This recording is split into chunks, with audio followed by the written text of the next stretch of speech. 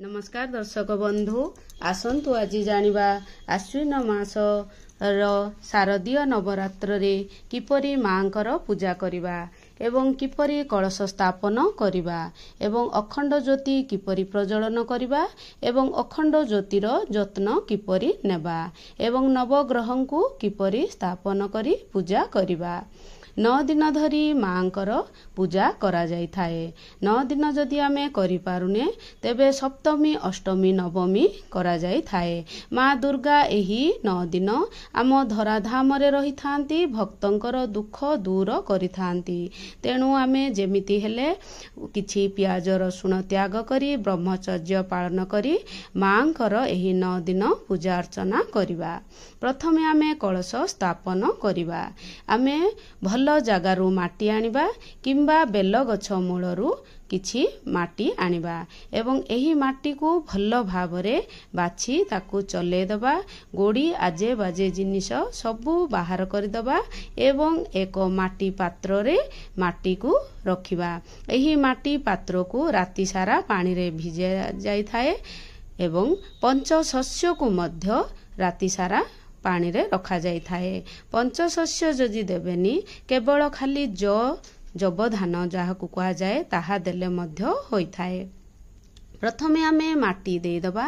माटी देबा परे चारिपटे पंचशस्य को भल भावरे दे दबा एवं मझी जागा को छाड़ी दबा।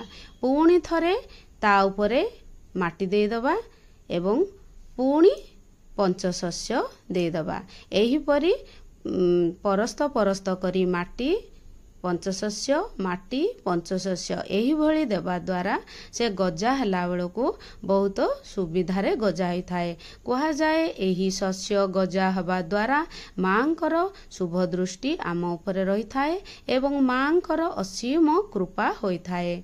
एवं आमे कलश को प्रथमे प्रस्तुत करी रखिबा।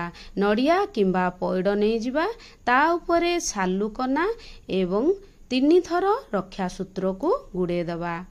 प्रथमे पूजा घर को सुगंधित करिबा एवं दीप प्रज्वलन करिबा। दीप आहौचंदी आमर साखी एवं दीप देवता को धूप दीप देई पूजा करिबा। तापरे आमे अष्टदल कमल बनेबा। अष्टदल कमल माने 8 पाखुड़ा विशिष्ट कमल बा पद्म। एही पद्म उपरे आमे कलश स्थापन करिबा। चाउल रे किंबा मुरुजरे मध्य अष्टदल कमल करा जाई थाए एवं ज बुणीबा पात्र को मध्य सिंदूर एवं रक्षा सूत्र भल भावरे बांधी दबा एवं माटीर कलश नेले भी हबो जे कोनोसी धातुर कलश नेले मध्य होई थाए। सेथिरे आमे स्वस्तिक अंकन करिबा। स्वस्तिक करिबा समय रे क्रॉस करिवे नाही एवं जे कोनोसी शुभतार चिन्ह मध्य आमे करि पारिया। ओम करि पारिबा एवं चंद्र बिंदु जहा हेले भी आमे भगवान कर एक संकेत करिबा एवं तांको कंठरे आमे 3 थर रक्षा सूत्र गुड़ेबा। जे कोनोसी भी कलश स्थापन आमे करू केबे हेले कलश को खाली छड़ा जाए नहीं एवं 3 थर रक्षा सूत्र 3 थर गंठी करिदबा एवं कलश रे पडुथुवा समस्त सामग्री को आमे एकाठी करी रखिबा एवं सेही अष्ट कमल उपरे आमे बसेई आमर माटी पात्र को बसे दबा एवं कलश रे प्रथमे गंगा जल देबा। गंगा जल तापरे हळदी हळदिया चाउल गुआ कॉइन सुना किंबा अष्टधातु गोमती चक्र कौड़ी सर्वशोधी अतर 2टी लवंग इलायची कमलगड्डा जहाको कि कमल पद्मर मंजी कहा जाय थाए दुब कुश चंदन कर्पूर गोलाप जल अगुर जेमिति हेले भी चंदन देबे किछि जदि नाही चंदन हळदिया चाउल गुआ देबे एवं भगवान को सुगंध अत्यंत प्रिय तेणु अतर दिया जाई थाए एवं चंदनं समर्प्यामि दुर्वां समर्प्यामि एही भली कही कही अर्पण करा जाई थाए। आंब पत्र आमे 5, 7, 9, 11 ଏହିପରି ଆମେ ଆମ୍ବ ପତ୍ର ନେଇଯିବା ଏବଂ ଚନ୍ଦନ ସିନ୍ଦୁର ଲଗେଇଦବା। ତା ଉପରେ ଏକ ପୂର୍ଣ୍ଣ ପାତ୍ର ରଖିବା। ପୂର୍ଣ୍ଣ ପାତ୍ର ରଖିବା ପରେ କଳସକୁ ଭଲ ଭାବରେ ରଖିବା, କାରଣ 9 ଦିନ କଳସକୁ ହଲା ହୁଏନି, ତେଣୁ ଭଲ ଭାବରେ ଚେକ୍ କରି ରଖିବା ଏବଂ ପୃଥିବୀ ମାତାଙ୍କୁ ପ୍ରଣାମ କରିବା, କଳସ ଦେବତାଙ୍କୁ ପ୍ରଣାମ କରିବା। ହେ କଳସ ଦେବତା, ମୁଁ ଆପଣଙ୍କୁ ଆବାହନ କରୁଛି, ହେ ସବୁ ଦେବାଦେବୀଙ୍କୁ ଆବାହନ କରୁଛି, ମୋ କଳସରେ ବିରାଜମାନ ହୁଅନ୍ତୁ। ଏହି ନବରାତ୍ର 9 ଦିନ ପୂଜା କରିବି, ଆପଣଙ୍କୁ ଆରାଧନା କରିବି, ନିର୍ବିଘ୍ନରେ ମୋର ପୂଜାକୁ ସଫଳ କରାନ୍ତୁ। ଏହିଭଳି ପ୍ରାର୍ଥନା କରିବା ଏବଂ ଧୂପ, ଦୀପ, ଗନ୍ଧ, ପୁଷ୍ପ, ନୈବେଦ୍ୟ, ଅକ୍ଷତ, ଅତର ଅର୍ପଣ କରିବା ଏବଂ ପ୍ରଥମେ ଗଙ୍ଗା ଜଳ ପଞ୍ଚାମୃତ ସିଞ୍ଚନ କରି ସ୍ନାନ କରାଇ ଦେଇଥିବା। ତାପରେ ଆମେ କଳସରେ ବେଲପତ୍ର, ଦୁବ, ଯାହା ଯାହା କଳସରେ ଅର୍ପଣ କରାଯାଇଥାଏ, ସବୁ ଜିନିଷ ପ୍ରାୟ କଳସରେ ଅର୍ପଣ କରାଯାଇଥାଏ। ଲାଲ ମନ୍ଦାର ଏବଂ ଫୁଲମାଳ, ଧଳା ପୁଷ୍ପ ଏହିଭଳି ଅର୍ପଣ କରି କରି ଓಂ ବଂ ବରୁଣ ଦେବତାଏ ନମଃ ଏବଂ ପଇତା ମଧ୍ୟ ଅର୍ପଣ କରାଯାଇଥାଏ। ପଇତାର ବ୍ରହ୍ମ ସ୍ଥାନରେ କିଛି ହଳଦୀ ଲଗେଇଦେବେ ଏବଂ କୁଶ ଧରି ଓಂ ଘଟ ସ୍ତଂ ସ୍ତାଂ ସ୍ଥିର ଭବ, ଘଟ ଦେବତାଙ୍କୁ ଆମେ ସ୍ଥିର କରିବା ଏବଂ ଧୂପ ଦୀପ ଅର୍ପଣ କରି ପାଦ ଧୋଇଦେବା, ପାଣି ଦେବା 5 ଥର ଏବଂ ପୁଷ୍ପ ଅର୍ପଣ କରିବା। ଆଉ ଆସ ହେ ପ୍ରଭୁ, ମୋ କଳସରେ ବିରାଜମାନ ହୁଅ ଏବଂ ପୂଜା ସ୍ଥାପିତ ହୁଅନ୍ତୁ ଏବଂ ପୂଜା ପାଆନ୍ତୁ। ଏହିଭଳି କଳସଙ୍କୁ ପୂଜା କରିବା। ତାପରେ ଆମେ ଏକ ଖଟୁଳି ନେଇଯିବା। ଖଟୁଳି ଉପରେ ଲାଲ ବସ୍ତ୍ର ପକାଇ ସେଥିରେ ଗଙ୍ଗା ଜଳ ସିଞ୍ଚନ କରିବା ଏବଂ ଅଖଣ୍ଡ ଜ୍ୟୋତି ପ୍ରଜ୍ୱଳନ କରିବା। ଅଖଣ୍ଡ ଜ୍ୟୋତି ହେଉଛନ୍ତି ନବରାତ୍ରରେ ଯେମିତି ହେଲେ ବି ଅଖଣ୍ଡ ଜ୍ୟୋତି ଲଗାଯାଇଥାଏ। ଏହି ଅଖଣ୍ଡ ଜ୍ୟୋତି ହିଁ ମା ସ୍ୱରୂପ ଏବଂ ଆମର ସାକ୍ଷୀ ଭାବରେ ଆମ ସହିତ 9 ଦିନ ଅଖଣ୍ଡ ଜ୍ୟୋତି ଜଳି ରହିବେ ଏବଂ ଅଖଣ୍ଡ ଜ୍ୟୋତିଙ୍କୁ ଧୂପ, ଦୀପ, ଗନ୍ଧ, ପୁଷ୍ପ, ଚନ୍ଦନ, ସିନ୍ଦୁର, ନୈବେଦ୍ୟ ଦେଇ ଆମେ ପୂଜା କରିବା ଏବଂ ଦୀପଂ ଜ୍ୟୋତି ପରମ ବ୍ରହ୍ମ, ଦୀପଂ ଜ୍ୟୋତି ଜନାର୍ଦ୍ଦନଂ, ଦୀପଂ ଜ୍ୟୋତି ହରେତ୍ ପାପଂ, ଦୀପଂ ଜ୍ୟୋତି ନମସ୍ତୁତେ। ଦେଖନ୍ତୁ, ଏମିତି ଘୋଡ଼େଇବା ଦ୍ୱାରା ଦୀପ ପୁରା ଶାନ୍ତ ସ୍ୱରୂପ ଭାବରେ ପ୍ରଜ୍ୱଳନ ହେବେ। ତାପରେ ଆମେ ସଂକଳ୍ପ କରିବା। ସଂକଳ୍ପ କରିବା ଦ୍ୱାରା ଆମ ପୂଜା ସଫଳ ହୋଇଥାଏ ଏବଂ ମଜବୁତ ହୋଇଥାଏ ଏବଂ ଭଗବାନଙ୍କ ପାଖରେ ଜଲ୍ଦି ପହଞ୍ଚିଥାଏ। ଆମେ ଗୁଆ, କିଛି ପୁଷ୍ପ, ଚାଉଳ, କୁଶ ଧରିବା, ନିଜର ନାଁ, ଗୋତ୍ର, ଜାଗାର ନାଁ କହିବା ଏବଂ ମା, ମୁଁ ଆପଣଙ୍କ ପୂଜା କରିବା ପାଇଁ ଯାଉଛି, ମୋ ପୂଜାକୁ ସଫଳ କରନ୍ତୁ। ତାପରେ ନବଗ୍ରହଙ୍କୁ ପୂଜା ସ୍ନାନ କରାଇଦେବା। ପଞ୍ଚାମୃତ, କ୍ଷୀର, ହଳଦୀ ଜଳ, କୁଶ ଜଳ, ଗଙ୍ଗା ଜଳ ଏଇ ସବୁରେ ଆମେ ନବଗ୍ରହଙ୍କୁ ସ୍ନାନ କରାଇଦେବା। ପ୍ରଥମେ ନବଗ୍ରହଙ୍କୁ ପୂଜା କରାଯାଇଥାଏ। କାହିଁକି ନବଗ୍ରହ ପୂଜା ନିହାତି ଆବଶ୍ୟକ? ନବଗ୍ରହଙ୍କୁ ଶାନ୍ତ କରିକି ହିଁ ଆମେ ଅନ୍ୟ ପୂଜା ଆରମ୍ଭ କରିପାରିବା। ନବଗ୍ରହ ଶାନ୍ତ ହେବା ପରେ ହିଁ ଆମର ସବୁ ଦେବାଦେବୀ ମଧ୍ୟ ଶାନ୍ତ ହୋଇ ଆମ ଉପରେ କୃପା କରିଥାନ୍ତି। କିଛି ଚାଉଳ ଉପରେ ଗୁଆ ରଖିଦେବା, ମଝିରେ ସୂର୍ଯ୍ୟ ଏବଂ ତାଙ୍କ ଚତୁଃପାର୍ଶ୍ୱରେ ଅନ୍ୟ ଗ୍ରହ ମାନେ ରହିଥାନ୍ତି ଏବଂ ଚନ୍ଦନ, ସିନ୍ଦୁର, ହଳଦୀ, ଅକ୍ଷତ ଅର୍ପଣ କରିବା ଏବଂ ବସ୍ତ୍ର ସ୍ୱରୂପ ରକ୍ଷାସୂତ୍ର ଅର୍ପଣ କରିବା ଏବଂ ଧୂପ, ଦୀପ, ଗନ୍ଧ, ପୁଷ୍ପ, ନୈବେଦ୍ୟ ଏହିପରି ପଞ୍ଚୋପଚାରରେ ନବଗ୍ରହଙ୍କୁ ପୂଜା କରିବା। ଓಂ ସୂର୍ଯ୍ୟଦେବାୟ ନମଃ, ଓಂ ରାଂରାହୁବେ ନମଃ, ଓಂ କେଂ କେତୁବେ ନମଃ, ଓಂ ଶଂ ଶନିଶ୍ଚରାୟ ନମଃ। ଏହିଭଳି ଗ୍ରହରାଜଙ୍କର ନାଁ ନେଇ ଆମେ ଧୂପଂ ଦୀପଂ ସମର୍ପୟାମି କହିବା। ମାଙ୍କର ସ୍ନାନରେ ଆମେ ପଞ୍ଚାମୃତ, ହଳଦୀ ଜଳ, କ୍ଷୀର ଜଳ ଏବଂ ଗଙ୍ଗା ଜଳ, କୁଶ ଜଳ ଦେଇ ମାଙ୍କୁ ଏବଂ ମାଙ୍କ ସ୍ୱରୂପ ଗୁଆକୁ ମଧ୍ୟ ସ୍ନାନ କରାଇଦେବା ଏବଂ ଗୁଆକୁ ମାଙ୍କ ସ୍ୱରୂପରେ ପୂଜା କରିବା। ମାଙ୍କ ପାଇଁ ଚୁଡ଼ି ଯେମିତି ହେଲେ ବି ଶଙ୍ଖା ସିନ୍ଦୁର ଅର୍ପଣ କରାଯାଇଥାଏ ଏବଂ ମାଙ୍କ ପାଇଁ ନୂତନ ବସ୍ତ୍ର ଅର୍ପଣ କରାଯାଇଥାଏ ଏବଂ ପ୍ରତିଦିନ ନୂତନ ବସ୍ତ୍ର ପିନ୍ଧେଲେ ବି ହବ କିମ୍ବା ସେହି ବସ୍ତ୍ରକୁ ପିନ୍ଧେଇକି ପୂଜା କରିବା ଦ୍ୱାରା ମଧ୍ୟ ହୋଇଥାଏ। ଏବଂ ପ୍ରଥମେ ବିଘ୍ନରାଜାଙ୍କୁ ପୂଜା କରାଯାଏ। ଓಂ ଗଙ୍ଗଣପତାୟ ନମଃ। ବିଘ୍ନରାଜାଙ୍କୁ ପୂଜା କରିବା ଦ୍ୱାରା ଆମର ବାଧା ବିଘ୍ନ ଦୂର ହୋଇଥାଏ ଏବଂ ବିଘ୍ନରାଜାଙ୍କର କୃପା ହୋଇଥାଏ। ତେଣୁ ଓಂ ଗଙ୍ଗଣପତାୟ ନମଃ କହି ପ୍ରଭୁଙ୍କୁ ବେଲପତ୍ର ଦୁବ ତାଙ୍କର ପ୍ରିୟ ଲାଲ ପୁଷ୍ପ ହଳଦିଆ ପୁଷ୍ପ ଅର୍ପଣ କରାଯାଇଥାଏ। ତାପରେ ଭଗବତେ ବାସୁଦେବଙ୍କୁ ପୂଜା କରାଯାଇଥାଏ ଏବଂ ଯେମିତି ହେଲେ ବି ପୁଷ୍ପମାଳ ମାଙ୍କୁ ଅର୍ପଣ କରିବେ। ମାଙ୍କର ଅତ୍ୟନ୍ତ ପ୍ରିୟ ହୋଇଥାଏ ପୁଷ୍ପମାଳ ଏବଂ ହଳଦିଆ ପୁଷ୍ପ ଲାଲ ପୁଷ୍ପ ଏବଂ ପଦ୍ମ ପୁଷ୍ପ ସମସ୍ତ ପ୍ରିୟ ପୁଷ୍ପ ମାଙ୍କୁ ଅର୍ପଣ କରାଯାଇଥାଏ।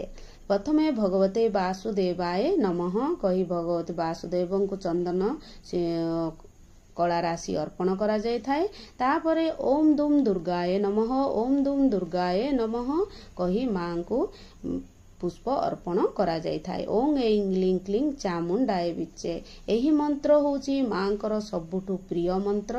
ଏହି ମନ୍ତ୍ରକୁ ଜପ କରି କରି ମାଙ୍କର ଶ୍ରୀଙ୍ଗାର କରାଯାଇଥାଏ ଏବଂ ନୀରବ ହୋଇ ଆମେ ପୂଜା କରିବାନି। ନୀରବ ଦ୍ୱାରା ମନ ଭଟକିଥାଏ। ତେଣୁ କେବଳ ମାଙ୍କର ନାଁ ଗାନ କରି କରି ଓಂ ଦୁମ୍ ଦୁର୍ଗାୟ ନମଃ ଓಂ ଦୁମ୍ ପୁଷ୍ପାୟ ସମର୍ପୟାମି ମୟୂରପୁଚ୍ଛାୟ ସମର୍ପୟାମି ପଦ୍ମପୁଷ୍ପାୟ ସମର୍ପୟାମି ଧଳା ମନ୍ଦାରାୟ ସମର୍ପୟାମି ବେଲପତ୍ରାୟ ସମର୍ପୟାମି ଏହିପରି ଯାହା ଯାହା ଆମେ ଅର୍ପଣ କରିବା ସମର୍ପୟାମି ସମର୍ପଣ କରୁଛି ପ୍ରଭୁ ଆପଣଙ୍କୁ ଅର୍ପଣ କରୁଛି ଏହି ଭାବନା ରଖି ଆମେ ଅତରାୟ ସମର୍ପୟାମି ସମସ୍ତଙ୍କୁ ଅତର ଦେବା ଦେବୀଙ୍କୁ ପ୍ରିୟ। ତାପରେ ମୋର ମାଙ୍କ ସ୍ୱରୂପ ଗୁଆଙ୍କୁ ମଧ୍ୟ ପୁଷ୍ପ ଧୂପ ଦୀପ ଅର୍ପଣ କରିଥିଲି ଏବଂ ବେଲପତ୍ର ଅର୍ପଣ କରି ଓಂ ଦୁମ୍ ଦୁର୍ଗାୟ ନମଃ କହି ଧୂପ ଦୀପ ଅର୍ପଣ କରିଥିଲି। ଧୂପଂ ସମର୍ପୟାମି ଦୀପଂ ସମର୍ପୟାମି ଓಂ ଦୁମ୍ ଦୁର୍ଗାୟ ନମଃ। ଏହିଭଳି ଶ୍ରଦ୍ଧା ଭକ୍ତି ସହିତ ମାଙ୍କୁ ଶ୍ରୀଙ୍ଗାର ସାମାନ ମାଙ୍କୁ ଅତ୍ୟନ୍ତ ପ୍ରିୟ ହୋଇଥାଏ। ତେଣୁ ଶଙ୍ଖା ଚୁଡ଼ି ସିନ୍ଦୁର ଯେମିତି ହେଲେ ଅର୍ପଣ କରାଯାଏ ଏବଂ ଦର୍ପଣ ଦେଖା ଯାଇଥାଏ। ଦର୍ପଣ ଦେଖେଇବା ଦ୍ୱାରା ମା ଆପଣଙ୍କର ଶ୍ରୀଙ୍ଗାର କେମିତି କରିଛି ଦେଖନ୍ତୁ। ତାପରେ ଆମେ ଝୁଣା ଅର୍ପଣ କରିବା। ଝୁଣା ମାଙ୍କୁ ଅତ୍ୟନ୍ତ ପ୍ରିୟ ହୋଇଥାଏ। ଝୁଣାରେ ଆମେ ଲବଙ୍ଗ ଅଳେଇଚ ଗୁଡ଼ କର୍ପୂର ସବୁ ଗୋବରର କଣ୍ଡା ପକାଇ ଅର୍ପଣ କରିବା। ଯେମିତି ହେଲେ ବି ଝୁଣା ଅର୍ପଣ କରାଯାଇଥାଏ ଏବଂ ନକାରାତ୍ମକ ଶକ୍ତି ଦୂର ହୋଇଥାଏ ଏବଂ ପଜିଟିଭ ଏନର୍ଜି ଆସିଥାଏ।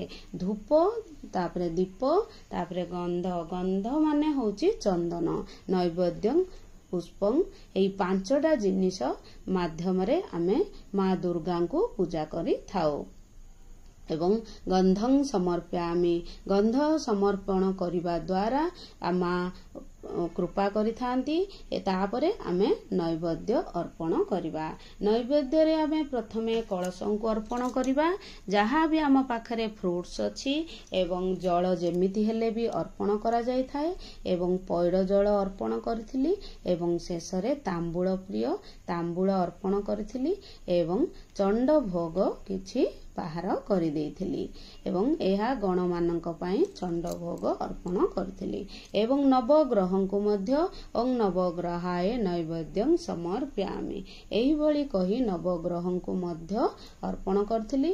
ତାପରେ ଓଂ ଦୁମ୍ ଦୁର୍ଗାୟ ନମଃ ନୈବେଦ୍ୟଂ ସମର୍ପୟାମି 3 ଥର ତାଳି ମାରି ଗାୟତ୍ରୀ ମନ୍ତ୍ର ଗାଇ ଓଂ ଭୂର୍ଭୁବସ୍ୱ ତତ୍ସବିତୁର୍ବରେଣ୍ୟଂ ଭର୍ଗଦେବସ୍ୟ ଧୀମହି ଧିୟୋ ନଃ ପ୍ରଚୋଦୟାତ୍ ନୈବେଦ୍ୟଂ ସମର୍ପୟାମି। ଆସ ହେ ମା ମୋ ଭୋଗକୁ ଅମୃତ ରୂପେ ସ୍ୱୀକାର କର ହେ ମା। ଏହିଭଳି କହି ଭୋଗ ଅର୍ପଣ କରିବା। ଶେଷରେ ତାମ୍ବୁଳ ବହୁତ ପ୍ରିୟ ମାଙ୍କୁ ଏବଂ ତାମ୍ବୁଳ ମାନେ ହେଉଛି ପାନ। ପାନରେ କିଛି ଗୁଆ ଲବଙ୍ଗ ଇଲାଇଚି ପକାଇ ଅର୍ପଣ କରିବା। ତାପରେ ଆଳତି ମାଙ୍କର ଯେମିତି ହେଲେ ବି ଭଲରେ କରାଯାଇଥାଏ, କାରଣ ପୂଜାରେ ଆମର ସବୁ ଭୁଲ ଥିଲେ ବି ଆଳତି ମାଧ୍ୟମରେ ମା ଆମକୁ କ୍ଷମା କରିଦେଇଥାନ୍ତି। ଏବଂ ଆଳତିର ମନ୍ତ୍ର ଗାଇବେ, କିମ୍ବା ଆଳତିର ମନ୍ତ୍ର ଜାଣିନାହାନ୍ତି ତେବେ ମାଙ୍କର ମନ୍ତ୍ର ଓಂ ଦୁମ୍ ଦୁର୍ଗାୟ ନମଃ କହି ଆଳତି କରିବେ। ଓಂ ଜୟ ଅମ୍ବେ ଗୌରୀ मैया जे श्यामा गौरी, तुमको निस दिन धावत, तुमको निस दिन धावत, हरि ब्रह्मा शिवरी, ओम जय अम्बे गौरी। एवं एइभଳି आळती गायन करी मांको किछि जल अर्पण करिबा, मांको शीतल लागू बोली, एवं पुष्परे आळती अर्पण करिबा, निजे शंखा सिंदूर नाभिरे मस्तकरे बाहुरे आळती देबा, एवं मां को गरम लागिथियो बोली पोछि देबा, तापरे किछि समय बिंछि देबा जे मां मोर एही एते समय धरी मोर गरम सही आसीचंती, एवं मां को ठंडा पई बिंछि देबा। एवं सेदिन आमे दुर्गा सप्तशती जेमिति हेले भी पढ़िबा, एहा द्वारा ही आम नवरात्र करिवार पूजा सफल होइथाए। प्रथमे आमे अर्गड़ा स्रोत, कीलक स्रोतम एवं कवचम एवं सिद्धि कुंजिका स्रोतम 32 नाम एही सबु किछि भी जदि आमे पढ़ुने ताले सिद्धि कुंजिका स्रोत जेमिति हेले भी पठन करा जाइथाए। मोबाइल रे भी हो आमे जेमिति हेले भी सुनिबा द्वारा मांकर कृपा मिलिथाए, एवं मां को शेष रे 3 थर क्षमा प्रार्थना करिबा द्वारा मां हमको क्षमा करिथांती, एवं थरे परिक्रमा करिबा, एवं तळे किछि जल पकेई ओम इंद्राय नमः कही 3 थर जल को आखिरे लगेबा।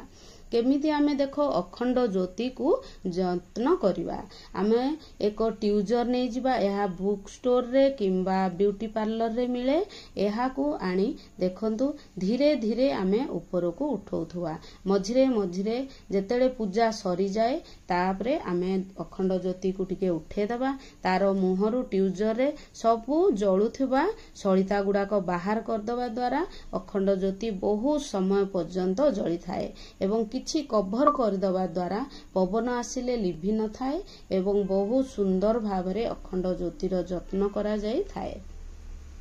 जेमिति हेले भी मांकर एही 9 दिन पूजा करिवे।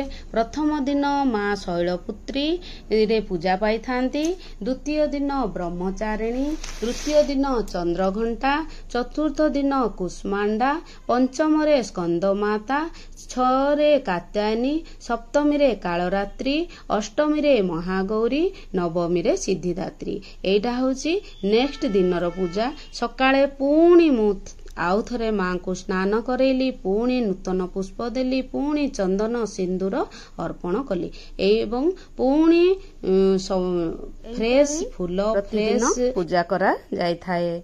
जदि मोर ये भिडियोटी भल लागि थाए ताहाले निश्चय लाइक शेयर एवं सब्सक्राइब कर देबे।